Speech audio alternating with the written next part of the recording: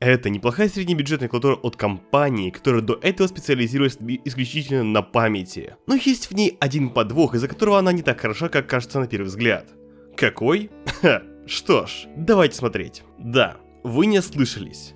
Patriot лично я помню еще по видосам Сталкаша как компании, которая выручает владельцев Ryzen в сборках среднебюджетного сегмента, потому как обычно именно их АЗУ выскакивает при сортировке от самых дешевых оперативок с частотой 3200 МГц и более. У них, конечно же, есть некоторый рандом в поставке чипов и могут попасться как Хайниксы, так и няня. Однако на то это и бюджетная память, там вам Samsung никто не поставит. Но сегодня не об этом. Сегодня ко мне в руки попало то, что выходит слегка за рамки того, что обычно производят патриоты. А именно механическая, клавиатура. Давайте быстро по комплектации. Тут у нас клава, которая держит 3 куска поролона, дабы клавиатура не повредилась при транспортировке. А также должен быть мануал с наклеечкой, но ко мне доехал экземпляр без этого добра. А потому давайте к самой клавиатуре. Это самый обыкновенный масс-маркет борд со всеми вытекающими. Кейкапы из ABS пластика и символы, которые нанесены гравировкой. Кейкапы довольно тонкие, а крепления, очень не очень. Все дело в том, что если нажать клавишу до упора и резко отпустить, кейкап может попросту вылететь. Добрый вечер. Ходишь так, ходи быстрее. Идем. Также это, как уже можно было заметить, целиком и полностью скелетон. Что это такое, в чем его проблема, я повторяться не буду уже в который раз. Если нужна информация на эту тему, гляньте видео о HyperX, где к концу видео как раз об этом говорится и показательно объясняется. Сегодня же речь о клаве от Patriot, а потому давайте вернемся к ней. Клава определенно не из маленьких, и компактности ей подставка не добавляет. А проблема еще и в том, что подставка это попросту не снимается. А потому модель использования рассчитана на то, что у вас глубокий стол. Например, как у меня от eSport Gear. Это стол... Нет, точнее не так. Столище! Приехал вместе со мной еще с недавней поездки в Москву. И вот я уже неделю как им пользуюсь. Как пользуюсь, сижу за ним. Вы часто о нем спрашивали, что за стол, откуда он, как ты привез его в Киев. А потому хочу у вас узнать. Вот допустим, у вас есть выбор. Следующим обзор будет либо на новенькую Durgot K320 Taurus Nebula, либо на этот самый стол и всю историю его перевозки. Да уж, докатились. На мебель обзор снимаем. Однако, давайте, выбор за вами. Обзор чего выйдет первым. В углу прямо сейчас у вас всплывет опросец, в котором вы можете отдать свой голос за то, что интересует вас больше всего. Ну и тайпинг смазанного Durgot чуточку рядом. Но не переключайтесь, гляньте это видео после этого ролика. В общем, раз уж шла речь о тайпингах, то давайте сразу поговорим о платформе всего этого дела. В основе у нас тот самый подвох. Свечи от Kailh. Не Kailhbox, а именно Kailh. То есть самые обыкновенные Kailh Braun. Я много о них слышал, да и сам сидел на синих, когда еще пользовался Fullen SM680R. И вот снова попробовать те самые свечи, то есть обычные Kailh. Я уже пробовал Cherry Brown, Gateron Brown, а сейчас Experience пополнился еще и Kailh'ами. И знаете, вот чисто тактильно это не самые худшие свечи. Среди масс-маркет клав можно было бы сказать, что даже одни из самых тактильных. Есть еле заметная приятная тактильность, и именно набирать текст одно удовольствие. Естественно, если не брать в расчет кастомы. Вот допустим, да, есть Durock Koala.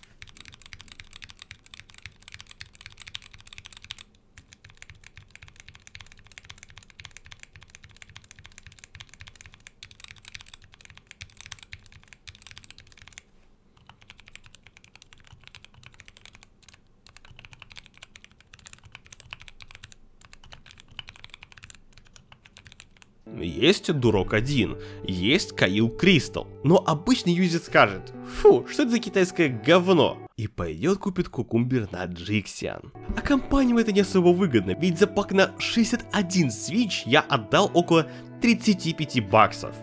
Да, компаниям это дешевле, они берут оптом раза в 3 дешевле, но стоит ли мне говорить о том, что даже в розницу Gateron Brown в 2 раза дешевле Дуроков? В общем, к чему это все?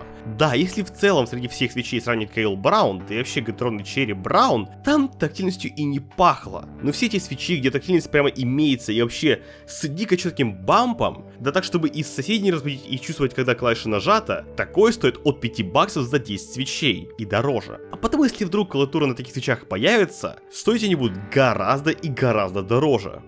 Гляньте цену на Вармила Пекинская опера с теалюсами и примерно поймете, что это будет. Стабы тут костар, и в целом они не режут уши. Впрочем, о чем это я? Послушайте сами, сделайте выводы сами.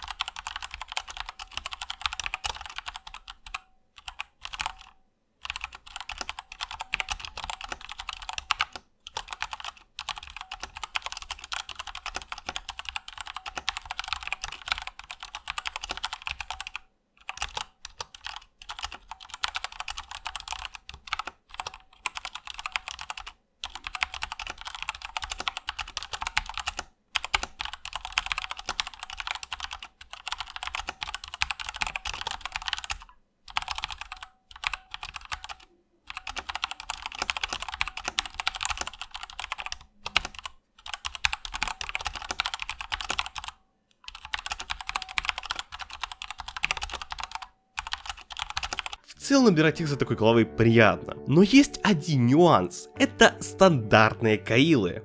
Те самые каилы, у которых, очень плохие контакты, и свечи от которых могут сдохнуть уже через полгода. Ну или чуть позже, но не суть важно.